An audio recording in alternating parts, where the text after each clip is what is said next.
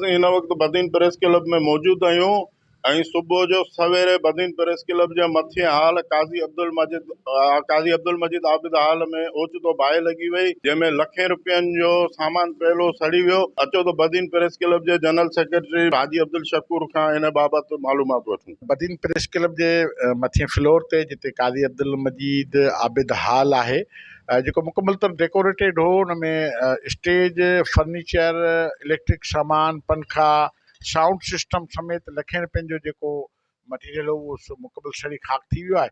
अचानक शुरू थींदड़ इन बाहि जेका नामालूम सबबनि जे करे लॻी आहे, जंहिंजे सबबनि ॻोल्हण लाइ असां प्रेस क्लब तरफ़ां बि हिकिड़ी कमेटी ठाहियूं पिया, जेका हुन कमेटी चेक कंदी त इन बाहि लॻण जा सबब छा हुआ। बहरहाल काफ़ी देर जी कोशिशनि खां पोइ फायर ब्रिगेड पहुती, छाकाणि त अलिल सुबुह लॻंदड़ इहा बाहि में फायर ब्रिगेड वारा शायदि मौजूदु न हुआ फौरी तौर ते। जंहिंखां पोइ अची वञण खां पोइ असां पहिरीं मेंबर असांजा कोशिशि कंदा रहिया, असांजा मोहतरम इमरान साहब आहे, सावण ख़ासकली साहब आहे, ॿिया दोस्त मौक़े ते पहुता। जेसिताईं दोस्त पहुचनि तेसिताईं बाहि तमामु ज़ोर वठी वई, जंहिंखां पोइ फायर ब्रिगेड अची हुन बाहि खे विछायो आहे। असां हसब दस्तूर मौजूदु प्रेस क्लब अची हाल खोलियोसीं त सभिनी दोस्त फ्री आया, सभिनी इतला कयो त मथे बाहि लॻल आहे।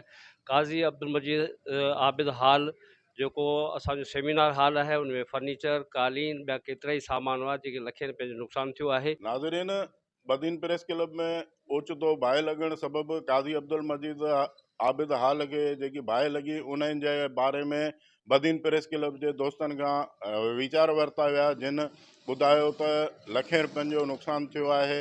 Ashraf Memon, Ibrat TV news, Badin.